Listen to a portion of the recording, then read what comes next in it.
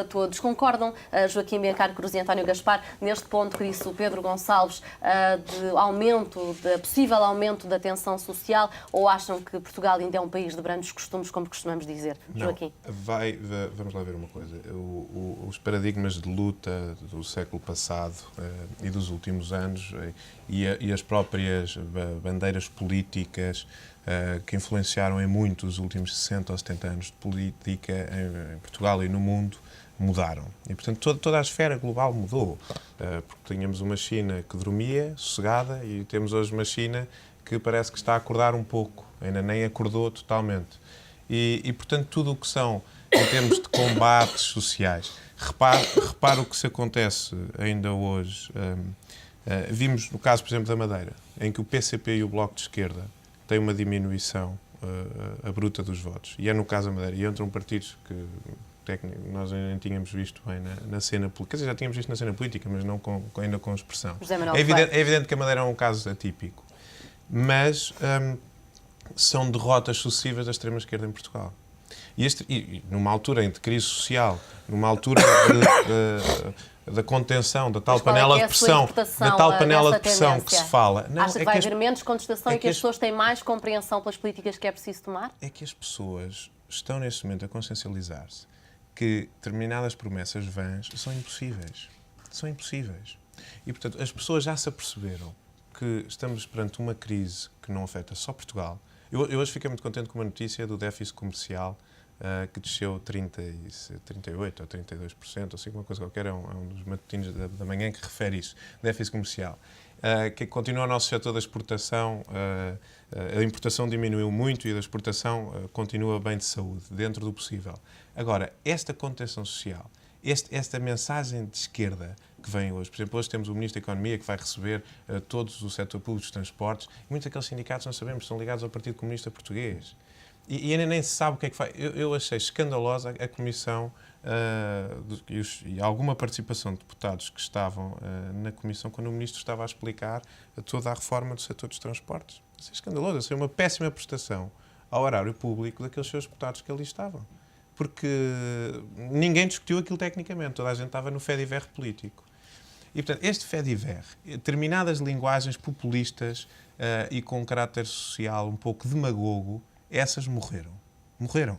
Não quer dizer que não se tenha que ter sempre uma sensibilidade social, mas do ponto de vista técnico. Quando se está a falar da taxa social única, a descida da taxa social única, e que pode pôr em causa as pensões de entre 3 a 4 anos ou 5 anos, é evidente que o que se paga no total para um trabalhador é 50%. É imenso. Essa carga é muito grande. Mas, se calhar, realmente aquilo que o Pedro referiu, e muitos economistas referiram, um pouco mais de trabalho, um pouco menos de feriados, custa-nos a nós todos menos, damos um pouco mais do nosso trabalho e, no fim, o custo de produção diminui e, no fim, o custo de produtos diminui e tornamos mais competitivos. E acha que neste momento há margem para ter atenção aos mais favorecidos? Por exemplo, o Bloco de Esquerda propôs utilizar 40 milhões de euros do Orçamento do Estado para 2012 para atualizar as pensões inferiores a 419 euros. Já está no orçamento.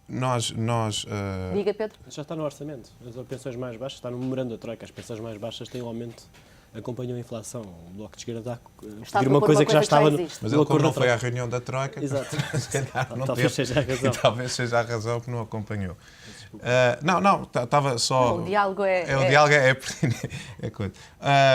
Eu acho que, em termos sociais, há situações terríveis em Portugal. Portanto, e nomeadamente das pensões únicas, de velhice, do desemprego, familiares, que a família inteira, os dois elementos estão no desemprego e com os filhos, com a exposição. E, portanto, e também digo, e há casos de famílias que a geração acima, que tem umas formas um pouco melhores, que estão a sustentar a geração de baixo. E essa geração não se consegue tornar independente da geração de cima da forma como queria, como gostava e com os níveis que a de cima atingiu. Acha que era nesse sentido que ontem o Primeiro-Ministro dizia que é preciso encontrar as melhores soluções, nem que se tenha de reinventar tudo? O que é preciso reinventar neste tudo? É o papel do Estado na economia? O paradigma da política e aquilo que até aqui foi defendido e aquilo que era de forma clássica defendido em Portugal e desde o 25 de Abril está tudo em causa. E neste momento nós temos que pensar de forma racional. Porquê que numa discussão do Orçamento de Estado em Inglaterra, todos os membros do Parlamento, quando estamos a falar de uma despesa, e não é agora, é há anos atrás, quando se fala de uma despesa assim, olha, vamos gastar, vamos supor, 1 milhão no medicamento A. E a Inglaterra diz assim, mas porquê é que não se gasta só 600 mil ou 500 mil? E em Portugal, no Parlamento Português, claro que isto é um caso atípico, diz, mas porquê é que não gastamos 2 milhões? Quer dizer, o que tem o móvel da economia... Eu ainda ontem estava a ver as discussões que estavam a dar na televisão não, pensamento para a contenção. entre ex-governantes do Partido Socialista e do PSD. E quer dizer, os Partidos Socialistas parecem numa posição agora neste momento. Mas porquê é que não se gasta mais? Mas porquê é que não se... Como nada fosse com ele, como não tivesse nada a ver com... Esta irresponsabilidade política perante os números, perante aquilo que é público, perante aquilo que é o dinheiro de todos nós, tem que terminar. Ontem António José Seguro queixava-se que o Primeiro-Ministro não falou com ele sobre o Orçamento do Estado para 2012. Embora a coligação PSD-CDS possa garantir a aprovação do Orçamento, acha que o Primeiro-Ministro deve procurar o acordo do Secretário-Geral do PS? Eu acho que sim, e acho que o PS devia viabilizar este orçamento. Não sou só eu, mas muitas outras pessoas já o consideraram, embora a maioria não o necessite. Mas seria um sinal muito interessante, nem que fosse pela abstenção, viabilizar este orçamento na generalidade. E depois discuti-lo em termos da especialidade e isso. Mas porquê? Primeiro porque é um orçamento que tem que assumir, mas tem um grande cariz da última governação socialista. Este e os próximos 2 ou 3. Mas pronto, pelo menos este damos de barato. Depois, até porque internamente algumas vozes, como Francisco Assis, já referiram o mesmo. Francisco Assis foi o principal opositor de António José Seguro, já disse, olha, eu por acaso acho que este orçamento merecia a abstenção do Partido Socialista.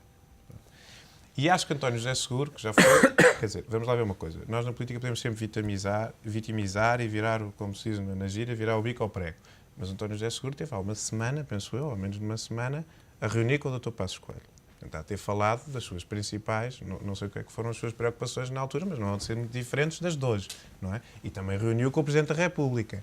E, portanto, também as suas preocupações também há de ter transmitido e há de ter partilhado com eles.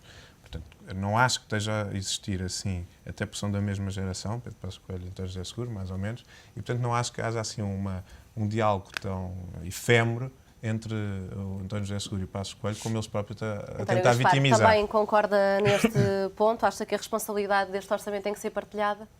Sim, mas eu gostava de voltar um bocadinho atrás ao rap que lançou inicialmente e depois acabei por não ter a oportunidade de me exprimir, relativamente à agitação social que eventualmente se fará sentir em Portugal.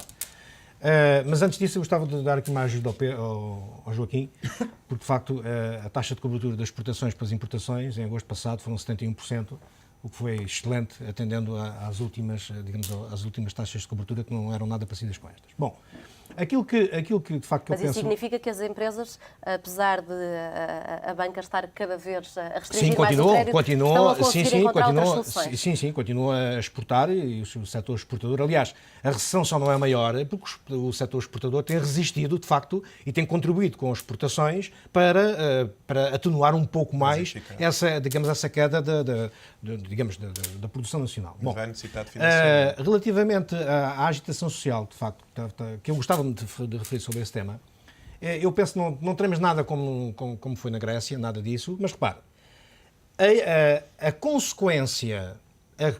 consequências mais graves ainda estão para vir. Vêm durante o ano de 2012.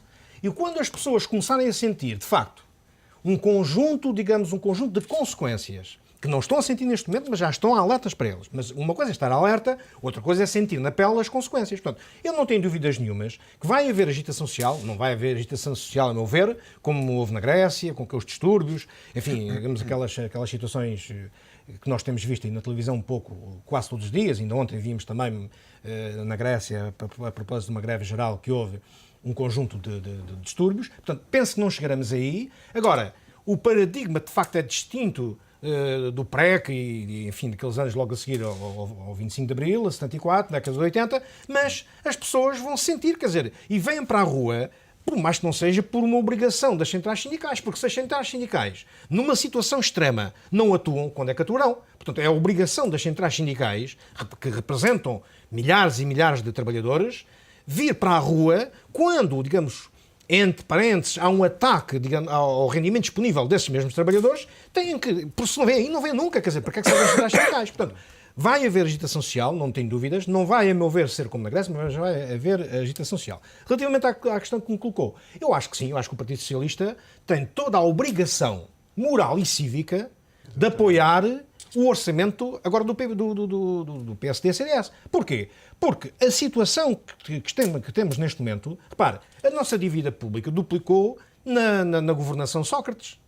Há 6 ou 7 anos nós tínhamos 70 e tal mil milhões de euros, hoje temos 152 mil milhões de dívida pública. Portanto, ou seja, eu creio, e estou confiante, quer dizer, pelo menos espero que assim aconteça, que o Partido Socialista, ou pela via da abstenção, ou pela via de dizer que sim ao Orçamento Geral do Estado, venha a viabilizar o orçamento, porque, primeiro, eles foram, naturalmente, os grandes responsáveis por o momento que vivemos agora. E não só, quer dizer, há aqui, digamos, uma consciência política que os grandes partidos, onde está naturalmente o Partido Socialista, deve ter, que é um desígnio nacional. Agora já não é uma guerra, digamos, política, partidária, não. Há um desígnio nacional. António Gaspar, estamos quase a terminar. Deixe-me ainda passar um minuto a palavra ao Pedro Gonçalves.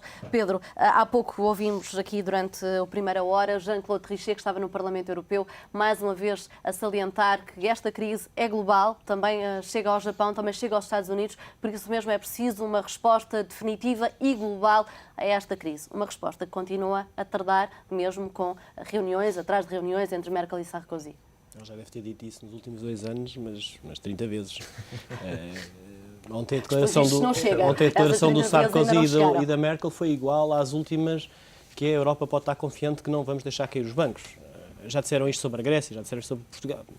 E eu nessa matéria, e com um bocadinho de experiência passada de ter sido operador financeiro, realmente, e sem querer estar aqui a parafrasear aquela célebre personagem que apareceu aí no YouTube a falar dos mercados, os mercados querem ações concretas. Enquanto continuarem a haver possibilidade de fazer dinheiro com um país como Portugal, um investidor, qualquer que ele seja, até os portugueses, vão se proteger.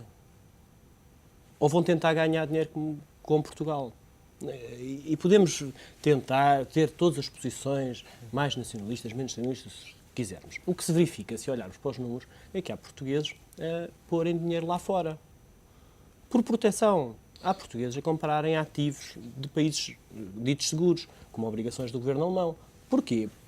Porque exatamente estão receosos sobre a situação de Portugal. Agora, estes movimentos são movimentos especulativos, são movimentos de defesa das pessoas, são movimentos inteligentes por parte das pessoas de proteção dos seus patrimónios?